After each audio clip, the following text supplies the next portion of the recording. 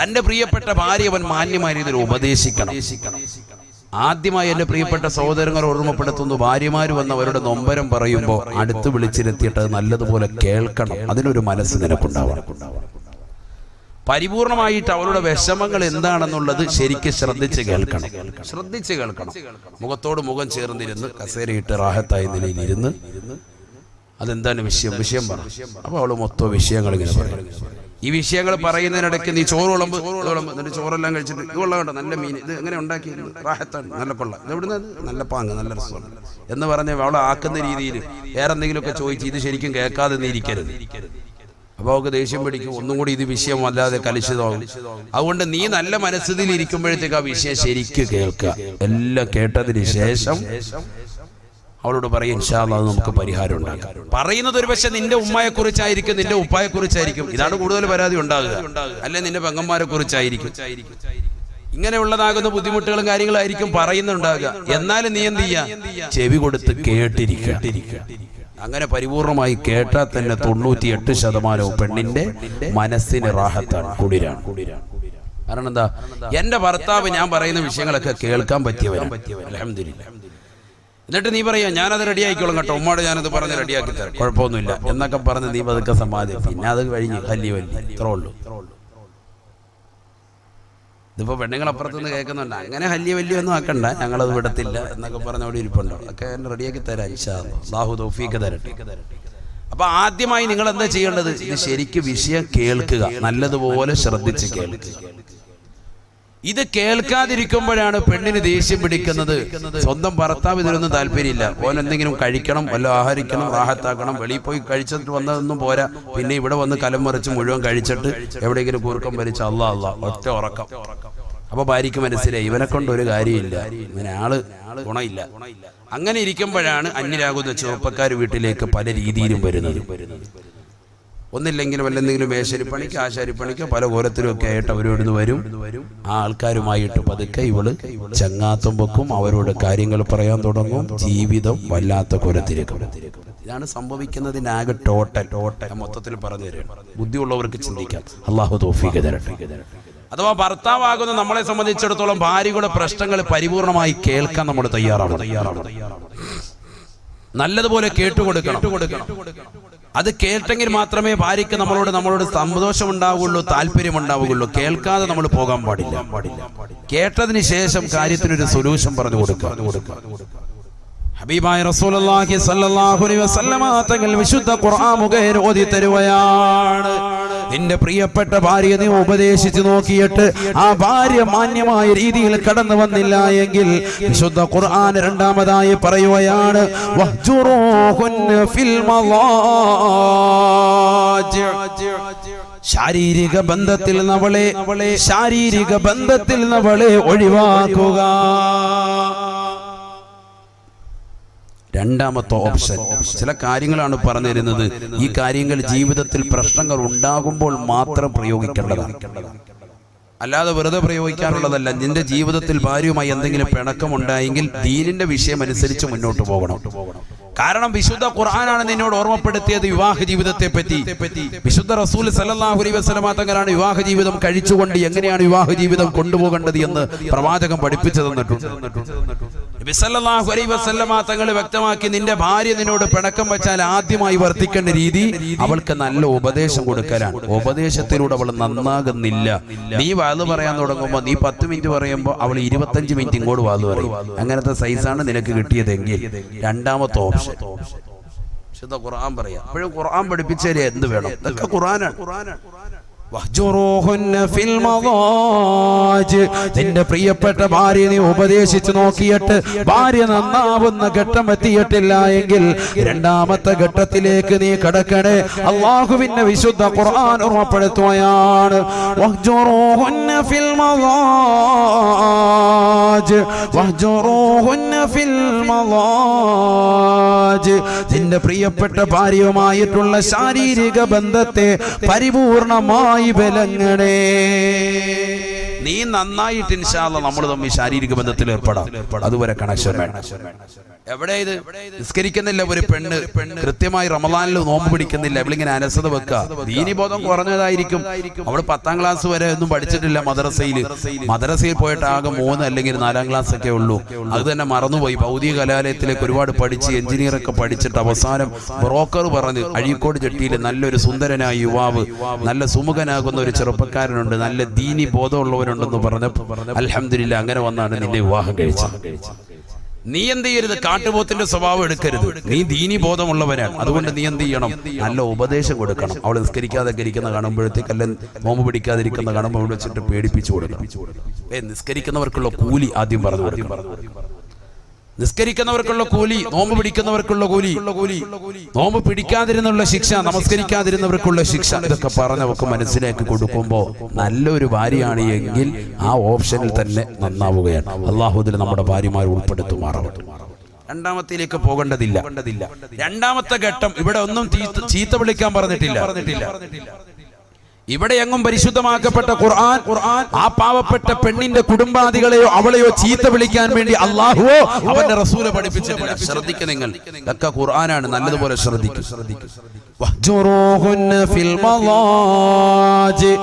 നിന്റെ പ്രിയപ്പെട്ട ഭാര്യയുമായിട്ടുള്ള ശാരീരിക ബന്ധത്തിൽ നിന്ന് നീ വിലങ്ങി നിൽക്കണേ. ശാരീരിക ബന്ധത്തിൽ നിന്ന് വിലങ്ങി നിൽക്കണേ. ഖുർആനിന്റെ അധ്യാപനം നല്ലതുപോലെ ശ്രദ്ധിക്കുക. വഹ്ജുറൂഹുന്ന മിനൽ മളാജിഇ എന്നല്ല ഖുർആൻ പറഞ്ഞത്.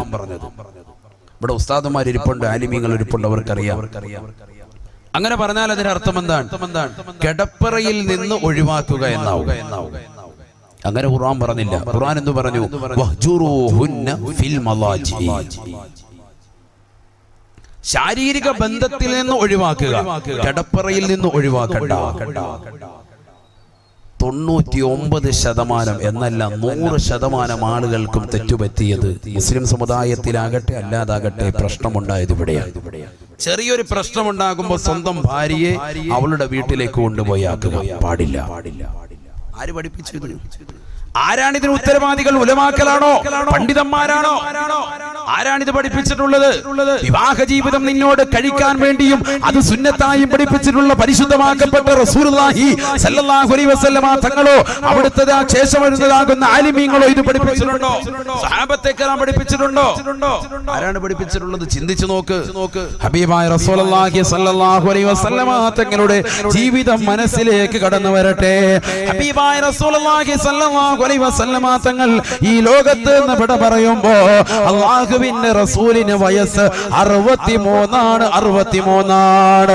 എന്റെ ശബ്ദം ശ്രവിക്കുന്ന അഴീക്കോട് ജെട്ടിയിലുള്ള പ്രിയപ്പെട്ട ചെറുപ്പക്കാർ, എന്റെ പ്രിയപ്പെട്ട ഉമ്മമാരെ മനസ്സിലിരുത്തി ചിന്തിക്കണേ.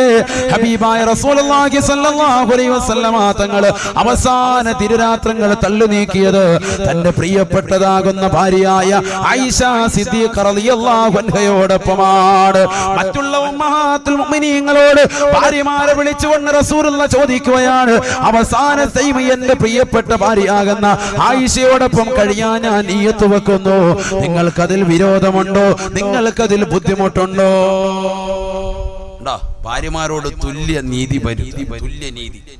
മറ്റുള്ളവരുടെ അനുവാദം വാങ്ങാൻ അവർ പറഞ്ഞു, അങ്ങക്ക് ആർക്കൊരു കുഴപ്പമില്ല, ആയിഷയോടൊപ്പം ജീവിച്ചു. ഹബീബായ റസൂലുള്ളാഹി സ്വല്ലല്ലാഹു അലൈഹി വസല്ലമ തങ്ങൾ ആയിഷ സിദ്ദീഖ റളിയല്ലാഹു അൻഹയോടൊപ്പം ജീവിതം നയിക്കുകയാണ്. അവസാന സമയമായി അസ്രായിൽ അലൈഹിസ്സലാം കടന്നു വന്നു. ബഹുമാനപ്പെട്ട റസൂലുള്ളാഹി സ്വല്ലല്ലാഹു അലൈഹി വസല്ലമ തങ്ങളുടെ ശരീരത്തിൽ നിന്ന് ആത്മാവിനെ വേർപെടുത്തുകയാണ്. ഈ ലോകത്തിന്റെ ദീപമണയുകയാണ്, ഈ ലോകത്തിന്റെ വിളക്കണഞ്ഞു പോവുകയാണ്, ഈ ലോകത്തിന്റെ സിറാജ് അണഞ്ഞു പോവുകയാണ്, ഈ ലോകത്തിന്റെ മുനീർ എന്നേക്കുമായി ഇല്ലാതാവുകയാണ്. ഹബീബായ റസൂലുള്ളാഹി സ്വല്ലല്ലാഹു അലൈഹി വസല്ലമ തങ്ങളുടെ ആത്മാവിനെ വേർപെടുത്തുകയാണ്. അല്ലാഹ് ഹബീബായ റസൂലുള്ളാഹി സ്വല്ലല്ലാഹു അലൈഹി വസല്ലമ തങ്ങൾ ആ സമയത്തല്ലേ ആയിഷ ബീവിയോട് പറഞ്ഞത്, യാ ആയിഷ ഇന്നലിൽ മൗതി ലസകറാ. ആയിഷ ആയിഷ മരണത്തിന് വല്ലാത്ത വേദനയുണ്ട് ആയിഷ, മരണത്തിന് വല്ലാത്ത വേദനയുണ്ട് ആയിഷ. ഹബീബായ റസൂലുള്ളാഹി സ്വല്ലല്ലാഹു അലൈഹി വസല്ലമ തങ്ങൾ തന്റെ പ്രിയപ്പെട്ട ഭാര്യയാകുന്ന ആയിഷയോട് ഇത് പറയുകയും തൊട്ടടുത്തിരിക്കുന്ന തോൽപാത്രത്തിലേക്ക് നിന്റെ കൈയൊന്നിട്ടിട്ട് ആ തണുത്ത ജലം കൊണ്ട് എന്റെ മുഖമൊന്ന് തടകി തരൂ ആയിഷ എന്ന് ഹബീബായ റസൂലുള്ളാഹി. ആയിഷ സിദ്ദീഖ റളിയല്ലാഹു അൻഹ ഹബീബായ റസൂലുള്ളാഹി സ്വല്ലല്ലാഹു അലൈഹി വസല്ലമ തങ്ങൾ പറഞ്ഞതുപോലെ കാര്യങ്ങളെല്ലാം ചെയ്തു കൊടുത്തുകൊണ്ട് ഹബീബായ നബി തങ്ങളെ മടിയിൽ പിടിച്ചു കിടത്തുകയാണ്. ഹബീബായ നബി തങ്ങൾ ഈ ലോകത്ത് നിന്ന് വിട പറയുമ്പോൾ 63 വയസ്സ്. അല്ലാഹുവിന്റെ റസൂല് വഫാത്താകുന്നത് എവിടെ വെച്ചാണ്? മദീന പള്ളിയുടെ മെഹ്റാബിൽ വെച്ചല്ല, മദീന പള്ളിയുടെ മിമ്പറിൽ വെച്ചല്ല. ഹബീബായ റസൂലുള്ളാഹി സ്വല്ലല്ലാഹു അലൈഹി വസല്ലമ തങ്ങളുടെ മിമ്പറിന്റെയും വീടിന്റെയും ഇടയിലുള്ളതാകുന്ന റൗളത്തും മിൻ റിയാദിൽ ജന്നയിൽ വെച്ചല്ല, മറിച്ച് റസൂലുള്ളാഹി വഫാത്താകുന്നത് തന്റെ പ്രിയപ്പെട്ട ഭാര്യയുടെ മടിത്തട്ടിൽ തലവെച്ച് കിടന്നിട്ടാണ്. പഠിക്കണേ ചെറുപ്പക്കാരാ, പഠിക്കണേ പ്രിയപ്പെട്ട സഹോദര. ഇന്ന് വിവാഹ ജീവിതം കഴിഞ്ഞ് 10 കൊല്ലം കഴിയുമ്പോ നിന്റെ ഭാര്യ ഏത് റൂമിലാണതാ എന്ന് ചോദിക്കുമ്പോ തൊട്ടപ്പുറത്തെ റൂം കാണിച്ചു തരുകയാണ്. 50 വയസ്സുള്ള ഉപ്പമാര് എന്റെ ശബ്ദം ശ്രമിക്കുന്നുണ്ടാകും. കുമ്മനം ഉസ്താദ് ഖേദത്തോടുകൂടി ചോദിക്കട്ടെയോ, നിന്റെ പ്രിയപ്പെട്ടതാകുന്ന ഭാര്യ എവിടെയാണ് കിടക്കുന്നതെന്ന് ചോദിച്ചാ മറ്റൊരു റൂം കാണിച്ചു തരുകയല്ലയോ? കൂടെ കടത്താൻ നമുക്ക് സമയമില്ല. എവിടെയാണ് തെറ്റുപറ്റിയത്? ആർക്കാണ് തെറ്റുപറ്റിയത്? വിവാഹ ജീവിതം എന്ന് പറയുന്നത് കേവലം ലൈംഗിക ബന്ധം മാത്രമല്ല. അങ്ങനെ പഠിച്ചവർക്ക് തെറ്റിപ്പോയി. അങ്ങനെയാണെങ്കിൽ റസൂലുള്ള വഫാത്താകുമ്പോ എന്തിനാണ് അള്ളാന്റെ റസൂൽ തന്റെ പ്രിയപ്പെട്ട ഭാര്യയുടെ മടിത്തട്ടിൽ തലവെച്ച് കിടക്കുന്നത്? അവിടെ ഒരു ശാരീരിക ബന്ധത്തിന് പ്രസക്തിയില്ലല്ലോ. അവസാന സമയം ഈ ലോകത്തുനിന്ന് അവസാന ടൈം അസ്റായീൽ അലൈഹിസ്സലാം കടന്നു വന്നുകൊണ്ട് ആത്മാവിനെ വേർപെടുത്തുന്ന സമയത്ത് ലോകത്തിന്റെ നായകൻ തലവെച്ച് കിടക്കുന്നത് തന്റെ പ്രിയപ്പെട്ട ഭാര്യയാകുന്ന ആയിഷ സിദ്ദീഖ റളിയല്ലാഹു അൻഹയുടെ മടിത്തട്ടിലാണ്. ചിന്തിക്കണേ മുഅ്മിനേ, ചിന്തിക്കണേ ഉമ്മമാരെ. ഇവിടെ 5 കൊല്ലം കഴിഞ്ഞിട്ടേ ഉള്ളൂ. 2-3 മക്കളൊക്കെ ആയി, റാഹത്തായി ജീവിതം. അപ്പൊ ആസ്വാദനമൊക്കെ അറിഞ്ഞു കഴിഞ്ഞു. ഇനിയിപ്പോ ഒന്നും വേണ്ട. എപ്പുറത്തെ കട്ടിയിൽ അങ്ങോട്ട് തിരിഞ്ഞു നടന്നോ, നമ്മളിങ്ങോട്ട് ശരാമോരി. 2 ദിവസം കഴിയുമ്പോഴത്തേക്ക് റൂമിൽ തന്നെ വേറൊരു കട്ടിൽ കൊണ്ടുവരിക. തേക്കിന്റെ ഈട്ടിയുടെ ഉള്ള കട്ടിലാണ് റാഹത്ത്. നീ ഇവിടെ കിടന്നാൽ മതി കേട്ടോ, നമ്മളിപ്പുറത്ത് മാറി കിടക്കുക. എനിക്കല്ല കുറച്ച് ഉറങ്ങണം. കൂർക്കം വലിച്ച് വയറൊക്കെ ചാടി റാഹത്തായി. ഇനി ഉറക്കാം. അവസാനം ഉറങ്ങി ഇവള് മറ്റൊരുത്തന്റെ വീട്ടിൽ പോയി കിടന്നു ഉറങ്ങും. സോക്കേട് കയറും. അപ്പൊ ഓടി വരും, ഉസ്താദേ അല്ലാഹുവേ ഖുർആൻ ആയത്ത് ഹദീസ്. അവള് പിഴച്ചു പോയി. ഇവിടെ ആരാ കുഴപ്പം കാണിച്ചു? എടാ 90 അല്ല 100 വയസ്സ് നിനക്കെത്തിയാലും നിന്റെ പ്രിയപ്പെട്ട ഭാര്യയെ മറ്റൊരു റൂമിലേക്ക് മാറ്റിക്കിടത്താൻ പരിശുദ്ധ ശരീഅത്തുൽ ഇസ്ലാം അനുവദിച്ചിട്ടില്ല. 100 വയസ്സെത്തിയാലും നിനക്ക് ശരീരത്തിന് ബലക്ഷയൊക്കെയാണ്, ഒരു ഇതുമില്ല, റാഹത്തുമില്ല ഇതിനോടൊന്നും. പക്ഷെ എങ്കിൽ പിന്നെ ഭാര്യ ഇവിടെ കിടത്തണം, നിന്റെ അടുത്ത് തന്നെ കിടത്തണം. അല്ലാഹുവിന്റെ റസൂൽ സല്ലല്ലാഹു അലൈഹി വസല്ലം തങ്ങൾ എത്രാമത്തെ വയസ്സിൽ മരിക്കുന്നു? ഈ ലോകത്തുനിന്ന് ഇവിടെ പറയുന്നു വഫാത്താകുന്നു 63ാമത്തെ വയസ്സിൽ. പ്രവാചകൻ ആരുടെ മടിത്തട്ടിൽ തലവെച്ച് കിടക്കുന്നു? ആയിഷ സിദ്ദീഖ റളിയല്ലാഹു അൻഹയുടെ. ചിന്തിക്കുന്നില്ല എന്താ റസൂലുള്ളാഹിക്ക് വേറെ തലാണ ഇല്ലാണ്ട? എന്താ ചിന്തിക്കാത്തത്? ഇത് കുടുംബജീവിതം പഠിപ്പിക്കുകയാണ്. ഇത് കുടുംബജീവിതത്തിന്റെ ഏറ്റവും വലിയ മകുട ഉദാഹരണം അഷ്റഫുൽ ഖൽഖ് മുഹമ്മദ് മുസ്തഫ സല്ലല്ലാഹു അലൈഹി വസല്ലം 10-15 വർഷം കഴിഞ്ഞതാകുന്ന വിവാഹ ജീവിതം കഴിച്ച ചെറുപ്പക്കാരോട് ചോദിക്കട്ടെ, നിന്റെ ഭാര്യ എവിടെയാണ്? അവൾ ചൂണ്ടിക്കാണിക്കും, അവൻ ചൂണ്ടിക്കാണിക്കും മറ്റൊരു റൂമില്. ആരാണ് ഇതിന് ഉത്തരവാദി? അവസാനം എന്റെ ഭാര്യ മറ്റൊരുത്തന്റെ കൂടെ ഒളിച്ചോടിപ്പോയി. ഇതര സമുദായത്തിലെ ചെറുപ്പക്കാരോടൊപ്പം എന്റെ ഭാര്യ ഒളിച്ചോടിപ്പോയി എന്ന് ആലിമീങ്ങളോട് വന്ന് പറഞ്ഞിട്ട് എന്ത് കാര്യമാണ്? ആരാണ് ഇവിടെ കുറ്റക്കാർ? അല്ലാഹു നമ്മളെ കാത്തിരക്ഷിക്കട്ടെ. ആലപ്പുഴയിൽ കായംകുളം എന്ന് പറയുന്ന പ്രദേശത്ത്, ഞാൻ പേര് പറയുന്ന ഒരു മുസ്ലിം സഹോദരി പത്രമാധ്യമങ്ങളിലൂടെ വന്നതാണ്. കറ്റാനം എന്ന് പറയുന്ന പ്രദേശത്ത് ഒരു മുസ്ലിം സഹോദരി 43 വയസ്സുള്ള പെണ്ണിന് 43 വയസ്സുള്ള പെണ്ണാണ്. മലപ്പുറം ജില്ലയിലെ ഇതര സമുദായത്തിൽ ഒരു സഹോദരന് ഫോണിലുമായി ബന്ധം സ്ഥാപിച്ചു. സ്വന്തം ഭർത്താവ് പിണങ്ങി കഴിയാൻ തുടങ്ങിയിട്ട് കേവലം 3 വർഷമായിട്ടുള്ളൂ. എവിടെ? തൊട്ടപ്പുറത്ത് റൂമിൽ തന്നെ ഉണ്ട് ആള്. വീട്ടിലൊരു മേശപ്പുറമുണ്ട്. ആ മേശപ്പുറത്ത് പകലന്തിയോളം പാടത്തും പറമ്പത്തും പണിയെടുത്തിട്ട് കിട്ടുന്ന പണം കൊണ്ടുകൊണ്ട് അതിൽ നിന്ന് അരി വാങ്ങിയിട്ട് ആ അരി കൊണ്ടുവന്ന് ആ മേശപ്പുറത്ത് വെക്കും. കൃത്യം 3 നേരം സമയമാകുമ്പോഴത്തേക്കും മീനും ആഹാരം കൊണ്ടുവന്ന് ആ മേശപ്പുറത്ത് നിന്ന് എടുത്ത് ഭാര്യ നേരെ കൃത്യം സമയത്ത് തന്നെ ആഹാരം കൊണ്ടുവന്ന് അതിന്റെ മുകളിൽ വിളമ്പി വെക്കും. അങ്ങനെ ബന്ധം, ആ ഒരു ബന്ധം മാത്രമേ ഉള്ളൂ, വേറെ വർത്തമാനമൊന്നുമില്ല. തുണി അലക്കാനുള്ളതും ആ മേശപ്പുറത്ത് കൊണ്ട് വെക്കും. ഈ ഭാര്യ തന്നെ അലക്കി അവിടെ തന്നെ കൊണ്ടുവന്ന് വെക്കും. എല്ലാത്തിനും വർത്തമാനം പറയാൻ ഒരു മേശപ്പുറം. ഇങ്ങനെ എത്ര കുടുംബങ്ങളാണ്, ഞാൻ വെറുതെ പറയല്ല, ഇങ്ങനെ എത്ര കുടുംബങ്ങൾ നമുക്കിടയിൽ തന്നെയുണ്ട്. അള്ളാഹു കാത്തിരക്ഷിക്കട്ടെ. സ്വന്തം വാപ്പയോടും ഉമ്മയോടും അല്ലെങ്കിൽ സ്വന്തം സഹോദരങ്ങൾക്കിടയിൽ അല്ലെങ്കിൽ സ്വന്തം സഹോദര സഹോദരിമാർക്കിടയിൽ ഇത്തരത്തിൽ മതിലുകൾ തീർക്കുന്നതാരാണ്? അള്ളാഹു നമ്മളെ കാത്തിരക്ഷിക്കുമാറാവട്ടെ. ആളാ മരിക്കുമെന്നുള്ള ചിന്തയില്ലേ? 3 ദിവസത്തിൽ നിങ്ങൾ പരസ്പരം സലാം പറയാതെ മാറി നിന്നാൽ നിങ്ങൾക്കിടയിൽ കാരുണ്യത്തിന്റെ മലക്കുകൾ കടന്നു വരൂല എന്ന് മുഹമ്മദ് റസൂലുള്ളാഹി. അള്ളാഹു കാത്തിരക്ഷിക്കുമാറാവട്ടെ. ആരാണ് ഇവിടെ പ്രശ്നക്കാർ? ആരാണ് പ്രശ്നക്കാർ? നമ്മൾ തന്നെ. നമ്മൾ ദീൻ പഠിക്കുന്നില്ല, പഠിക്കുന്ന ദീൻ ജീവിതത്തിൽ കൊണ്ടുവരുന്നില്ല. അവിടെയാണ് പ്രശ്നം. അള്ളാഹു നമ്മളെ സാലിഹ്യം ഉൾപ്പെടുത്തുമാറാവട്ടെ. അവസാനം എന്ത് സംഭവിച്ചു? പരിശുദ്ധ റമദാനിൽ 27-ാം രാവിൽ സ്വന്തം ഭർത്താവാകുന്ന ഈ പാവപ്പെട്ട 53 വയസ്സുള്ളതാകുന്ന ഭർത്താവ് ഭാര്യയുടെ അടുക്കൽ നിന്ന് നേരെ പള്ളിയിൽ പോയി ഏത്തിക്കാഫിനെ നിയ്യത്ത് വെച്ചുകൊണ്ട് റമദാനിൽ പാതിരാത്രി സമയത്ത് ഉസ്താദ് ചൊല്ലിക്കൊടുത്ത തൗബയേത്ത് ചൊല്ലി പൊട്ടിക്കരഞ്ഞുകൊണ്ട് ഭാര്യയ്ക്ക് വേണ്ടി കുടുംബത്തിന് വേണ്ടി ദുആ ചെയ്തുകൊണ്ടിരിക്കുമ്പോ അതേ റമദാനിന്റെ 27-ാം രാവിലെ തന്നെ ആ പെണ്ണ് മലപ്പുറം ജില്ലയിലെ ഇതര സമുദായത്തിലെ സഹോദരന്റെ ഫോൺ വിളിച്ചുകൊണ്ട് വരുത്തുകയാണ്. കായംകുളം എന്ന് പറയുന്ന ആലപ്പുഴ ജില്ലയിലെ കറ്റാനം എന്ന് പറയുന്ന കുഗ്രാമത്തിലേക്ക് ആ വീടിന്റെ പിന്നാമ്പുറത്ത്, ഓലമേഞ്ഞ വീടിന്റെ പിന്നാമ്പുറത്ത് വന്ന് കൃത്യമായി വന്നുകൊണ്ട് കൈ വന്ന് മുട്ടി അദ്ദേഹം വിളിക്കണമെങ്കിൽ എത്രത്തോളം വീടിനെ കുറിച്ച്, പരിസരത്തെ കുറിച്ച്, പരിസരവാസികളെ കുറിച്ച്, പരിസരത്തുള്ള ആളുകൾ ഉറങ്ങുന്ന സമയം വരെ കൃത്യമായി അളന്നു മുറിച്ച് ആ പെണ്ണ് വ്യക്തമായി കൊടുത്തിട്ടുണ്ട്. 2 മണിയായപ്പോ വന്ന് മുട്ടാണ്. മുസ്ലിം സഹോദരനല്ല, ഇതര സമുദായത്തിലെ സഹോദരൻ. ആ സഹോദരൻ വന്ന് വീട്ടുപടിക്കം മുട്ടി, വീട് തുറക്കപ്പെട്ടു. 2 പേരും നൂലിലെ ബന്ധം പോലുമില്ലാതെ ശാരീരിക ബന്ധത്തിൽ ഏർപ്പെട്ടു. 4 മണി സമയമായപ്പോ ഭർത്താവ് വന്നു. അദ്ദേഹം വന്നിട്ട് പറഞ്ഞു ഇടയത്താഴം കഴിക്കാൻ. അത്താഴം എന്താ ഇവിടെ പറയാ? ഇടയത്താഴം തന്നെ. ഇടയത്താഴം കഴിക്കാൻ അദ്ദേഹം വന്നു. വിളമ്പി വെച്ച ആഹാരം അദ്ദേഹം കഴിക്കുമ്പോ ഒരു പ്ലേറ്റിൽ നിറച്ച് ചോറും മീൻകറിയും ഒക്കെ ആയിട്ട് കിടപ്പ് റൂമിലേക്ക് പെണ്ണു പോകുന്നു. ചോദിച്ചു എന്തിനാണ്? പറഞ്ഞു എനിക്ക് ഇടയത്താഴം കഴിക്കാനാണ്. നീ ഇച്ചിരി അവിടെ നിന്ന് കഴിക്കുന്ന പോലെ എനിക്ക് തോന്നി. ഇല്ല, ഞാൻ കഴിച്ചില്ല. ഇവിടെ കൊണ്ടുവന്നു നേരെ കിടപ്പ് റൂമിൽ. ആർക്കാണ് കൊണ്ടുവരുന്നത്? താനുമായി ഇതുവരെ ശയ്യം വിളിച്ച് ക്ഷീണിച്ച് ബലഹീനനായി കിടക്കുന്നതാകുന്ന ആ സഹോദരന് കൊടുക്കാൻ വേണ്ടി കൊണ്ടുവന്നിരിക്കുകയാണ്. തൊട്ടപ്പുറത്ത് ഒന്ന് കയറി തലയിട്ട് നോക്കി അയാൾക്ക് കാണാം. അയാൾ ഇപ്പുറത്ത് അങ്ങോട്ട് പോകുന്നില്ല. കാരണം അതാണ് ബന്ധം ഇവര് തമ്മിലുള്ള കാര്യങ്ങളൊന്നും അങ്ങനെ ചോദിക്കുന്നില്ല. പക്ഷെ പതിവില്ലാതെ ഇങ്ങനെ കൊണ്ടുപോകുന്ന കണ്ടപ്പോൾ അദ്ദേഹം ചോദിച്ചതാണ്. ബെഡ്റൂമിലേക്ക് ആഹാരം കൊണ്ടുപോകുന്ന കണ്ടപ്പോൾ അവസാനം ഇദ്ദേഹം പതുക്കെ പോയി. സലാമോൻ 2 പേർക്കിടയിലില്ല. അദ്ദേഹം യാത്രയായി നേരെ പള്ളിയിൽ പോയി. ഭയങ്കര നമസ്കാരം, ഇബാദത്താണ്. അതാണ് ഞാൻ ഈ പറയുന്നത്. വലിയ ഇബാദത്തുള്ള ആളാണ്. 5 വഖത്ത് നിസ്കരിക്കും, റമദാനിലൊക്കെ നോമ്പും പിടിക്കും, എത്തിക്കാഫിന് നിയ്യത്ത് വെച്ച് പള്ളിയിൽ ഒരുപാട് കൂടും. എല്ലാ നേരവും 5 നേരവും പല്ല് തേക്കും, ദിക്ർ ചൊല്ലും, ഖുർആൻ ഓതും ഒക്കെ ചെയ്യും. പക്ഷേ കുടുംബജീവിതം കറക്റ്റ് അല്ല. അങ്ങനത്തെ എത്ര ആളുകൾ. അല്ലാഹു കാത്തിരക്ഷിക്കട്ടെ. സ്വന്തം ഭാര്യയോടുള്ള പെരുമാറ്റം നല്ല രീതിയിലല്ല, അവരോടുള്ള സമീപനം നല്ല രീതിയിലല്ല. ആ ഭാര്യ വീണ്ടും അവരുമായി ശയ്യവലംബിച്ചു. 2 പേരും തമ്മിൽ വീണ്ടും ശാരീരിക ബന്ധത്തിൽ ഏർപ്പെട്ടു. സുബഹി ബാങ്ക്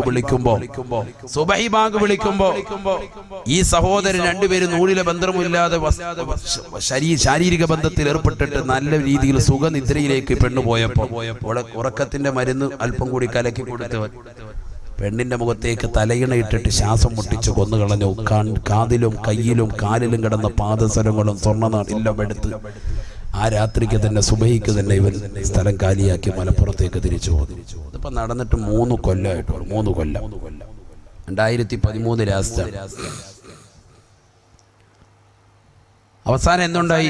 രാവിലെ 9 മണിയായപ്പോഴും ഇദ്ദേഹം ജോലിയൊക്കെ കഴിഞ്ഞു, കൂലിപ്പണിയൊക്കെ ഏകദേശം കഴിഞ്ഞു, ടൗൺ പരിസരത്ത് കൂലിപ്പണിയൊക്കെ എടുത്തു. അദ്ദേഹം വീട്ടിൽ വന്ന് നോക്കി. സാധാരണഗതിയിൽ ഇവിടെ ഇറങ്ങുന്ന തുടി അലക്കുന്ന ടൈമാണത്. അവിടെ എങ്ങും കാണുന്നില്ല. അല്പനേരം കഴിഞ്ഞ് ഉച്ചയായിട്ടും ദർശിക്കാത്ത ഉറക്കമായിരിക്കും എന്ന് കരുതി. എന്നാലും അദ്ദേഹം ഒന്ന് നോക്കിയപ്പോഴത്തേക്കും, അകത്തോട്ട് നേറി നോക്കുമ്പോഴത്തേക്കും തുണി ഒന്നും ശരീരത്തിലില്ലാതെ, ഒരു വസ്ത്രം പോലും ഇല്ലാതെ ശ്വാസം മുട്ടിച്ച് കൊന്ന അവസ്ഥയിൽ കണ്ടിരിക്കുകയാണ്. നിലവിളിച്ചു, എല്ലാവരും വന്നു, പോലീസ് എത്തി. ആദ്യം പോലീസ് അറസ്റ്റ് ചെയ്തുകൊണ്ട് മൂപ്പരെയാണ് അറസ്റ്റ് ചെയ്തുകൊണ്ടത്. കാരണം ഈ ഭാര്യയുമായിട്ട് 3 വർഷത്തോളമായി ശാരീരിക ബന്ധമില്ല, മാനസികമായി അടുപ്പമില്ല എന്ന അയൽവാസികൾ തന്നെ പറഞ്ഞതിന്റെ അടിസ്ഥാനത്തിൽ ഇദ്ദേഹമാണ് കൊന്നത് എന്ന നിഗമനത്തിൽ പോലീസ് എത്തി. അവസാനം അദ്ദേഹം പറഞ്ഞു 10-30 ഇടിയൊക്കെ കൊണ്ട് കൊടുത്തു. 10 ദിവസത്തോളം പാവപ്പെട്ടവൻ ജയിലിൽ കിടന്നു. അവസാനം അദ്ദേഹം പറഞ്ഞു ഞാനല്ല എന്ന് വെളിപ്പെടുത്തിയപ്പോൾ പോലീസ് വന്ന് അന്വേഷണം നടത്തിയ സമയത്ത് മൊബൈൽ ഫോൺ ഒരെണ്ണം കിട്ടുകയാണ്. പോയ സമയത്ത് ഈ ചങ്ങായി ഒരു മൊബൈലുമായിട്ട് പോയത്. പക്ഷെ ഇത്തരത്തിലുള്ള പെണ്ണുങ്ങൾക്ക് 4-5 മൊബൈൽ ഉണ്ടാവും, 10-30 സിമ്മും ഉണ്ടാവും. ആ സമയത്ത് ഒറ്റ മൊബൈൽ ഇറങ്ങിയിട്ടുള്ളൂ. ഇപ്പം ഒരു മൊബൈലിനകത്ത് ഒരു സിം ഇടാം. ഇപ്പം അതല്ലല്ലോ, ഒരു മൊബൈലിനകത്ത് 2-3 സിമ്മൊക്കെ ഇടാം. അങ്ങനത്തെ സിസ്റ്റമായി. അപ്പൊ 2 മൊബൈൽ ഫോൺ ആയിരുന്നു.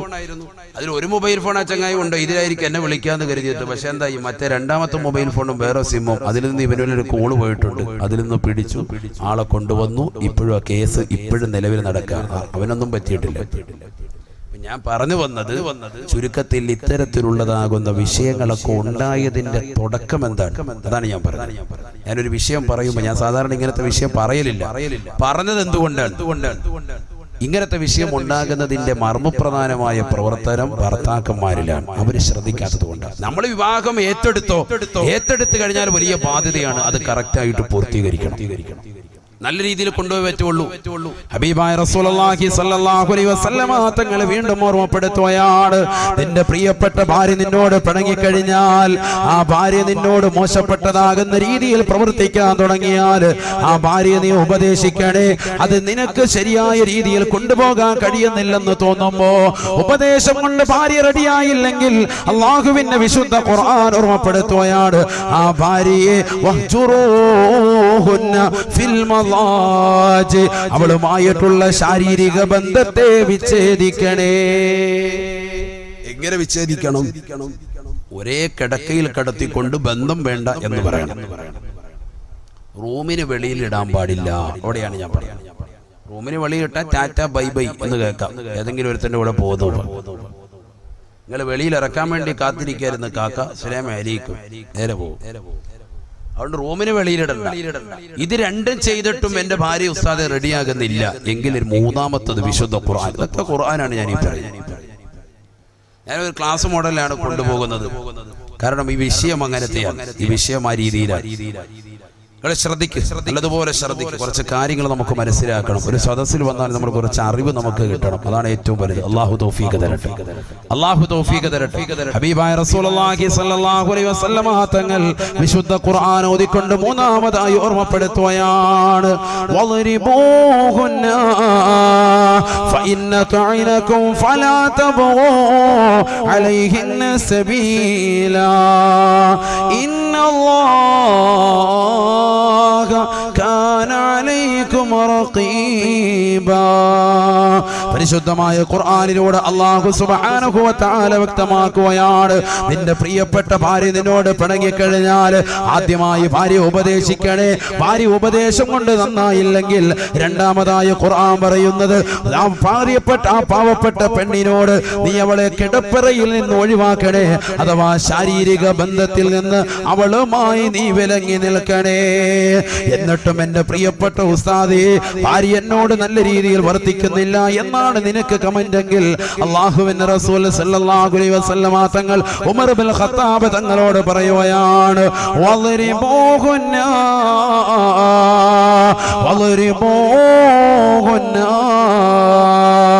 നിന്റെ പ്രിയപ്പെട്ട ഭാര്യയെ മുറിവ് പറ്റാത്ത നിലയിൽ നിനക്കടിക്കാം. മുറിവ് പറ്റാത്ത നിലയിൽ അടിക്കാം. ഇതൊക്കെ ശ്രദ്ധിക്കണം. ഇതൊക്കെ ഖുർആനാണ്. ഖുർആൻ അനുസരിച്ചുള്ള ജീവിതം നയിക്കാനാണ് നമ്മൾ ശ്രദ്ധിക്കേണ്ടത്. നമ്മുടെ ജീവിതം എങ്ങനെ ത്വലാഖിൽ നിന്ന് വഴിമാറ്റാം, അതാണ് നമ്മുടെ ജീവിത ശ്രദ്ധ. ത്വലാഖ് കളിതമാശ ഏറ്റെടുക്കാൻ പാടില്ല.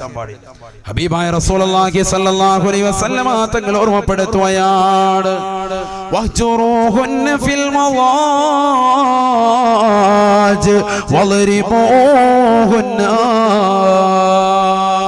എന്റെ പ്രിയപ്പെട്ട ഭാര്യയെ നീ ശാരീരിക ബന്ധത്തിൽ നിന്ന് വേർപെടുത്തിയിട്ട് പോലും അവൾ നന്നാവുന്ന ഘട്ടത്തിലേക്ക് വരുന്നില്ല എങ്കിൽ അവളെ മുറിവ് പറ്റാത്ത നിലയിൽ അടിക്കൽ നിനക്ക് അനുവദനീയമത്രേ. മുറിവ് പറ്റാൻ പാടില്ല. എത്രത്തോളം ഉലമാക്കൾ പറഞ്ഞു ടവല് ചുരുട്ടിയിട്ട് കയ്യിലുള്ള ടവല് മിന്തിയിൽ ഇങ്ങനെ ചുരുട്ടിയിട്ട് ആ ടവല് കൊണ്ടടിക്കുക, ഒട്ടും വേദന ഉണ്ടാവൂല എന്ന് പറഞ്ഞാൽ അത്രത്തോളം മുറിവ് പറ്റാത്ത നിലയിലായിരിക്കണം.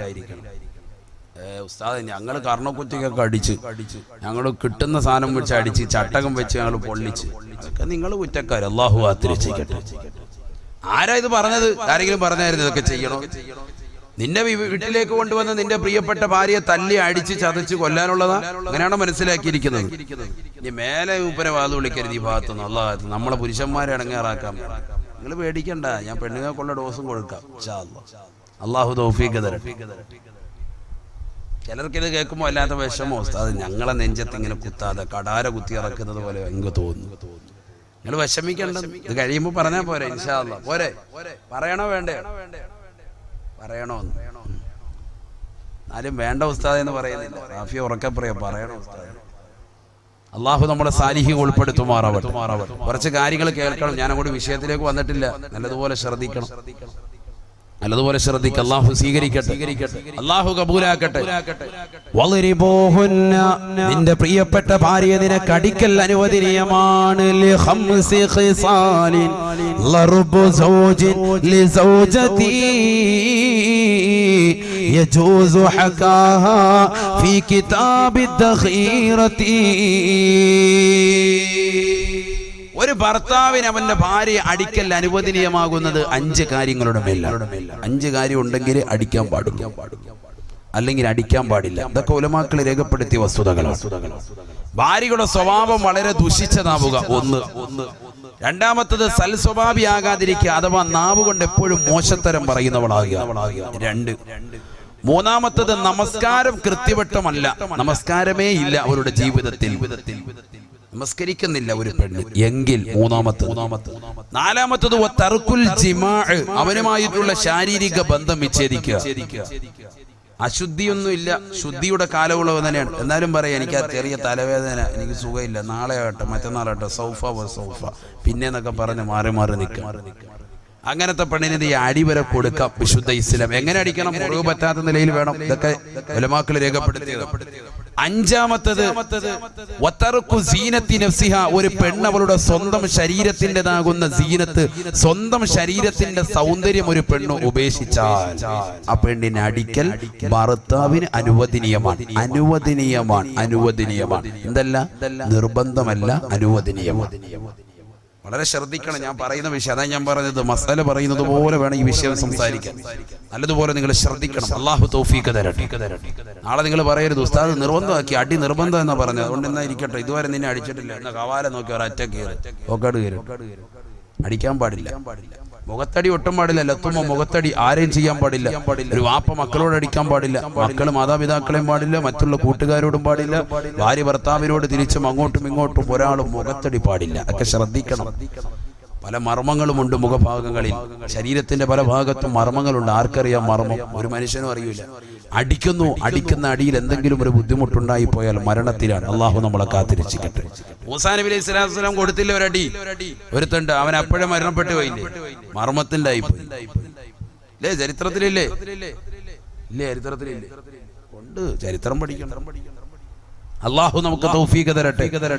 ചരിത്രങ്ങൾ പഠിക്കാൻ അല്ലാഹു തൗഫീഖ് തരട്ടെ. ഹബീബായ റസൂലുള്ളാഹി സ്വല്ലല്ലാഹു അലൈഹി വസല്ലമ തങ്ങൾ വിശുദ്ധ ഖുർആൻ ഓതിക്കൊണ്ട് ഓർമ്മപ്പെടുത്തുകയാണ്, ഫഇന്ന തുഇനകും ഫലാ തബ്ഗൂ അലൈഹിന്ന സബീല ഇന്നല്ലാഹ കാന അലൈക്കും റഖീബാ.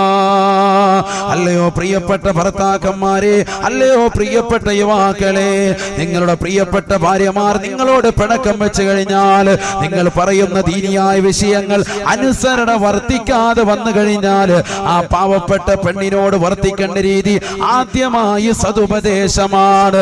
ഉപദേശത്തിലൂടെ ഭാര്യ നന്നാവുന്നില്ലെങ്കിൽ അവളെ ശാരീരിക ബന്ധത്തിൽ നിന്ന് അവളുമായി നീ മാറ്റി നിർത്തണേ.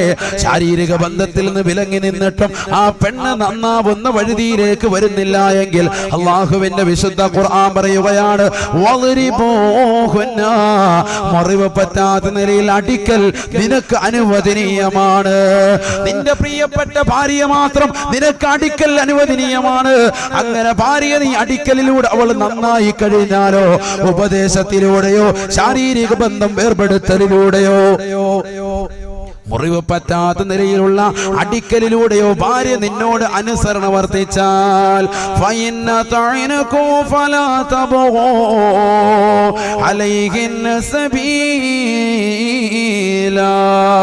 പിന്നെ ഒരു നിലയ്ക്കുള്ള അക്രമപരമാകുന്ന പ്രവർത്തനത്തിലേക്കും നീ എടുത്ത് ചാടാൻ പാടില്ല. നിന്റെ പ്രിയപ്പെട്ട ഭാര്യയോട് പിന്നെ നീ ഒരിക്കലും തന്നെ മോശത്തരം ചെയ്യാൻ പാടില്ല. അവളെ ചീത്ത വിളിക്കാൻ പാടില്ല, അവളെ തെറി വിളിക്കാൻ പാടില്ല, അവളുടെ കുടുംബക്കാരെ കുറിച്ച് മോശത്തരം പറയാൻ പാടില്ല. എന്തേ കാരണമെന്നറിയുമോ? എന്റെ ശബ്ദം ശ്രമിക്കുന്ന ചെറുപ്പക്കാര് മനസ്സിലാക്കണേ, നിന്റെ പ്രിയപ്പെട്ടതാകുന്ന വാപ്പയുണ്ടല്ലോ, ഏത് വാപ്പയാണ്? നിന്റെ സ്വന്തം വാപ്പയല്ല. നിന്റെ ഭാര്യയുടെ ഉപ്പ നിനക്ക് ഉപ്പയാണ്, നിന്റെ ഭാര്യയുടെ ഉമ്മ നിനക്ക് ഉമ്മയാണ്. അല്ലയോ പ്രിയപ്പെട്ട പെങ്ങളെ, നിന്റെ പ്രിയപ്പെട്ട ഭർത്താവിന്റെ ഉപ്പ നിനക്കുപ്പയാണ്, ഭർത്താവിന്റെ ഉമ്മ നിനക്കുമ്മയാണ്. വിവാഹ ജീവിതത്തിലൂടെ നിനക്ക് ഉമ്മയും ഉപ്പയുമായിട്ടാണ് അള്ളാഹുവിന്റെ ഖുർആൻ പരിചയപ്പെടുത്തുന്നത്. അതുകൊണ്ട് തന്നെ ആ ഉമ്മയും ഉപ്പയും നമ്മൾ വിശ്വസിക്കണേ, അവരെ നമ്മൾ ശ്രദ്ധിക്കണേ, അവരെ നമ്മൾ പരിഗണിക്കണേ. ഹബീബായ റസൂലുള്ളാഹി സ്വല്ലല്ലാഹു അലൈഹി വസല്ലമ തങ്ങൾ വ്യക്തമായ രീതിയിൽ പഠിപ്പിച്ചു തരുകയാണ്, ഒരു വാപ്പ അഥവാ പെണ്ണിന്റെ ഉപ്പ തന്റെ പ്രിയപ്പെട്ട മകളെ വിവാഹം കഴിക്കുന്നതിന് വേണ്ടി ആളിയാരുടെ കൈക്ക് പിടിച്ചുകൊണ്ട് കൊടുക്കുന്നതാകുന്ന ഉപദേശം എന്താണ്? തന്റെ മരുമകനാകാൻ പോകുന്ന ചെറുപ്പക്കാരന്റെ കൈക്ക് പിടിച്ചുകൊണ്ട് ഒരു വാപ്പ കൊടുക്കുന്ന നിർദ്ദേശം എന്താണ്? ചിന്തിച്ചിട്ടുണ്ടോ ചെറുപ്പക്കാരാ? ചിന്തിച്ചിട്ടുണ്ടോ? ഒരു വാപ്പ നൽകുന്ന നിർദ്ദേശം എന്താ? വാപ്പ നൽകുന്ന ബൈഅത്ത് എന്താ? വാപ്പ നൽകുന്ന കരാർ എന്താ? ഏതെങ്കിലും ഉപ്പമാര് ചിന്തിച്ചിട്ടുണ്ടോ? മക്കളെ വിവാഹം കഴിച്ചയച്ച ഒരുപാട് ആളുകൾ ഉണ്ടാകും, ഇല്ലെങ്കിൽ വിവാഹം കഴിപ്പിക്കാൻ പോകുന്ന സഹോദരങ്ങൾ ഉണ്ടാകും.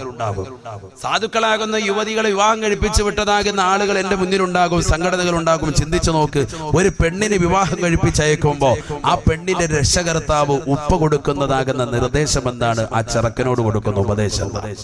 കൈക്ക് പിടിക്കും, കാതിയാല് കൈക്ക് പിടിക്കും, പിടിച്ചിട്ട് എന്ത് ചെയ്യും? പറഞ്ഞു കൊടുക്കാൻ പറയും പെണ്ണിന്റെ വാപ്പ. അഊദു ബില്ലാഹി മിനശ് ശൈത്വാനിർ റജീം. ബിസ്മില്ലാഹിർ റഹ്മാനിർ റഹീം. അൽഹംദുലില്ലാഹി റബ്ബിൽ ആലമീൻ. അല്ലാഹുമ്മ സ്വല്ലി വസല്ലിം വബാരിക് അലാ സയ്യിദിനാ മുഹമ്മദിൻ വഅലാ ആലി സയ്യിദിനാ വമൗലാനാ മുഹമ്മദ്. രണ്ടുപേരെ കൊണ്ട് ചെല്ലിച്ചിട്ട് പറയും, നിങ്ങൾ പറഞ്ഞു കൊടുക്കും. വാപ്പാട് പറയാണ്, പെണ്ണിന്റെ വാപ്പാട് പറഞ്ഞു കൊടുക്കുക. പെണ്ണിന്റെ വാപ്പ ആ ചെറുക്കന്റെ കൈക്ക് പിടിച്ചിട്ട് കൊടുക്കുന്ന ഒരു കരാറ് അറിഞ്ഞിരുന്നുവെങ്കിൽ, അതിന്റെ അർത്ഥം മനസ്സിലാക്കിയിരുന്നെങ്കിൽ ഒരൊറ്റ ചെറുക്കനും അവന്റെ ഭാര്യ ഉപേക്ഷിക്കൂല. ഇനി അഥവാ ഉപേക്ഷിക്കേണ്ട ഘട്ടം വന്നാൽ മാന്യമായ രീതിയിലല്ലാതെ ഉപേക്ഷിക്കൂല. അതാണ് പറയുന്നത്. വാപ്പ പറയാണ്, അത് കരഞ്ഞുകൊണ്ടല്ലാതെ ഒരു വാപ്പയ്ക്ക് അതിന്റെ അർത്ഥം മനസ്സിലാക്കാൻ പറ്റില്ല. എന്താണത്? وزوجك على ما أمر الله تعالى به من إمساك بمعروف أو تسريح بإحسان. തന്റെ പ്രിയപ്പെട്ട മരുമകനാകാൻ പോകുന്ന ചെറുപ്പക്കാരന്റെ കൈക്ക് പിടിച്ചുകൊണ്ട് വാപ്പ കൊടുക്കുന്ന ഉപദേശമാണ്, വാപ്പ കൊടുക്കുന്ന നിർദ്ദേശമാണ്.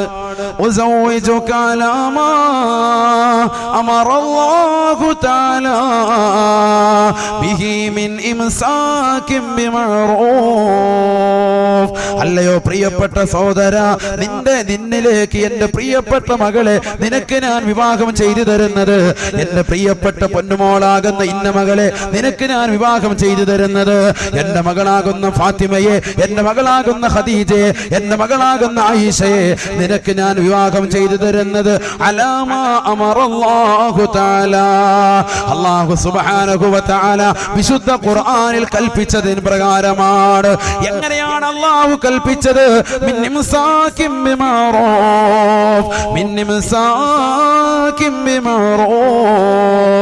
ഒന്നില്ലെങ്കിൽ നിന്റെ പ്രിയപ്പെട്ടതാകുന്ന ഭാര്യയാകുന്ന എന്റെ പ്രിയപ്പെട്ട മകളെ നീ നല്ല രീതിയിൽ പോറ്റി വളർത്തണേ. അവൾക്ക് നീ വസ്ത്രം നൽകണേ, അവർക്ക് നീ പാർപ്പിട സൗകര്യം കൊടുക്കണേ, അവൾക്ക് നീ നല്ല ഭക്ഷണം കൊടുക്കണേ, മാന്യമായ രീതിയിൽ അവളെ നീ പോറ്റി പുലർത്തണേ. എന്റെ വീട്ടിൽ സ്ഥലമില്ലാഞ്ഞിട്ടല്ല, എന്റെ വീട്ടിൽ കിടക്കാടമില്ലാഞ്ഞിട്ടല്ല, എന്റെ വീട്ടിൽ അവൾക്കുള്ള സ്ഥാനം കുറഞ്ഞു പോയതിന്റെ പേരിലല്ല, എന്റെ വീട്ടിൽ ഒരധിക പറ്റായിട്ടല്ല നിന്നിലേക്ക് ഞാൻ ഏൽപ്പിക്കുന്നത്. മറിച്ച് എന്റെ പ്രിയപ്പെട്ട പൊന്നുമോൾക്ക് പ്രായപൂർത്തിയെത്തി, അവൾക്ക് നല്ല ഒരു ഇണ വേണം, നല്ല ഒരു തുണ വേണം. അതിനുവേണ്ടി അള്ളാഹുവിന്റെ റസൂല് പറഞ്ഞതിന് പ്രകാരം ഒരു സാലിഹാകുന്ന കുട്ടിയുടെ കൈയാകുന്ന നിന്നിലേക്ക് ഇതാ എന്റെ പ്രിയപ്പെട്ട മകളെ പിടിച്ചേൽപ്പിക്കുകയാണ്.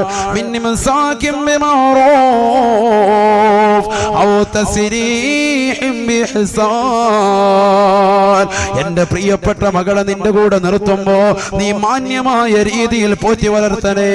എന്റെ പ്രിയപ്പെട്ട നീ മടുത്തു കഴിയുമ്പോ എന്റെ പൊന്നുമോളുമായിട്ടുള്ള ശാരീരിക ബന്ധത്തിൽ ഏർപ്പെട്ടുകൊണ്ട് നീ മടുത്തു കഴിയുമ്പോ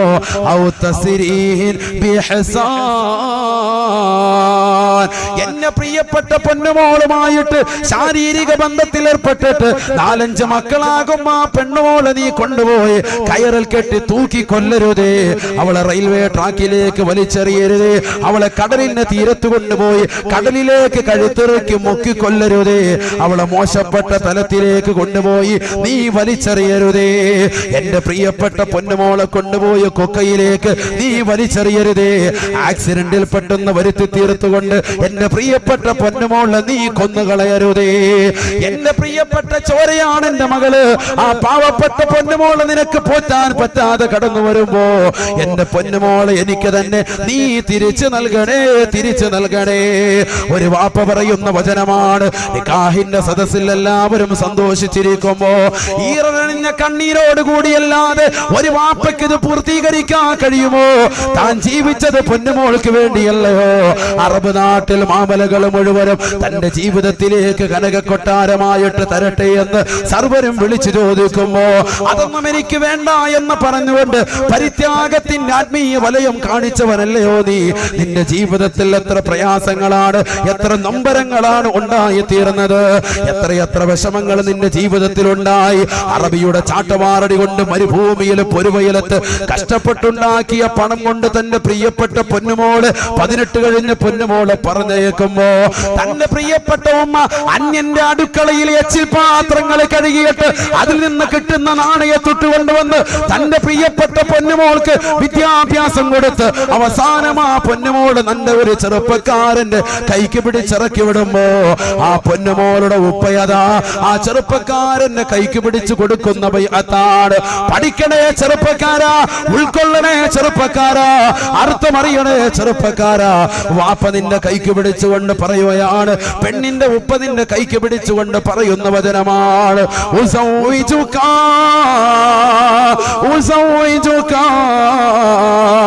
അലാമാ അമറല്ലാഹു തആല ബിഹി മിൻ ഇംസാകിൻ ബിമഅറൂഫ്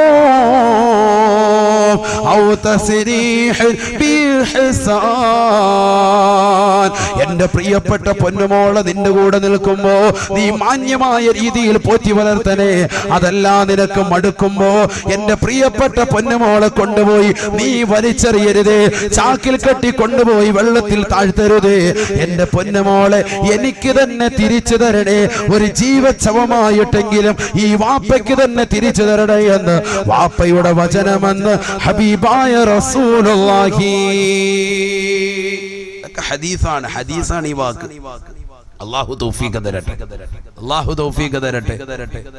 ഈ രീതിയിലാണ് വിവാഹം കഴിച്ചു കൊടുക്കുന്നത്, ഈ രീതിയിലാണ് വിവാഹം കഴിച്ചു കൊടുക്കുന്നത്. എങ്ങനെ എന്റെ മകളെ നീ വിവാഹം കഴിക്കുന്ന സമയത്ത് അവളുമായിട്ടുള്ള ജീവിതം മാന്യമായിരിക്കും. അതല്ല നിനക്ക് മടുക്കുകയാണെങ്കിൽ കൊണ്ടുപോയി അവളെ കെട്ടിത്താഴ്ത്തരുത്, എനിക്ക് തന്നെ തിരിച്ചു തരണം. വാപ്പ പറയാണ്, എനിക്ക് തന്നെ തിരിച്ചു തന്നേക്ക്.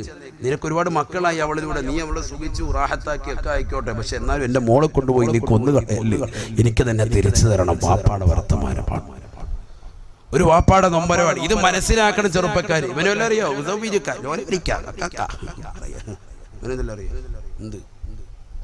നിനക്കെന്ത് നേരെ തലേ തുണി പോലും ഇടുവല്ല. ഒരു തൊപ്പി പോലും മരിക്കൂല. എപ്പോഴും ഉണ്ട് ഒരു ടവല്, കുറെ ഹൈവാന്മാര് ആ ടവൽ ഇങ്ങനെ വെച്ചോട്ട് അതിങ്ങനെ വിട്ട് ഇങ്ങനെ തിരുമുക ചെവിക്കാത്തോട്ട്. നാണമില്ലല്ലോ മുസ്ലിമിന്. ഒരു തൊപ്പി വാങ്ങിച്ചു വെച്ചുകൂടെ നിനക്ക്? നിക്കാഹ് കഴിയുമ്പോ നീ അല്ലാഹു തൂരിക്കള, വിഷയമില്ല, പറ്റൂല. എന്നാലും ഫാഷൻ ഏതോ ഒരു ഹൈവാൻ തുടങ്ങി വെച്ചവനുണ്ട്, ആ തുടങ്ങി വെച്ചവന് നാശം. അല്ലാഹു കാത്തിരക്ഷിക്കട്ടെ. കാരണം എന്താ, ഈ ടവലിട്ട് ഇങ്ങനെ തിരിക്കുക, എന്നിട്ട് അതിങ്ങനെ കുറച്ചു നേരം കഴിയുമ്പോൾ ഇത് പറന്നു പോയി ഉണ്ടെ പിന്നെ കൈ, ഒരു മിനിറ്റ് ഉസ്താദെ കൈ ടവല്, പിന്നെ ഇത് ടവലിട്ട് ഒരു തൊപ്പി എടുത്ത് അവിടെ വെച്ചു. എത്ര മടിയാണ് നമുക്ക് ദീനിനോട് താല്പര്യമില്ല. അതേ സമയത്ത് ഏതെങ്കിലും ഹൈവാന്മാര് കൊണ്ടുവന്ന് താടി വെച്ചിട്ടുണ്ടെങ്കിൽ ആ താടി നമ്മൾ കൊണ്ടുവരും. ഗ്രേറ്റ് ഫാദർ, അവന്റെ ഉമ്മുമ്മ കൊണ്ട വലത്ത് എല്ലാവരും ഭയങ്കര താടി. 11 ദിവസം കൊണ്ട് 41 കോടി. എന്ത് കാര്യം? ആഖിറത്തിന് വല്ല കൂലിയുണ്ടോ? ആഖിറത്തിന് ഒരു നയാ പൈസക്ക് ഗുണമുണ്ടാവോ? ഇവരെ കൊണ്ട് ഒരു നയാ പൈസക്ക് ഗുണമുണ്ടാവോ? ഫൈദില്ല.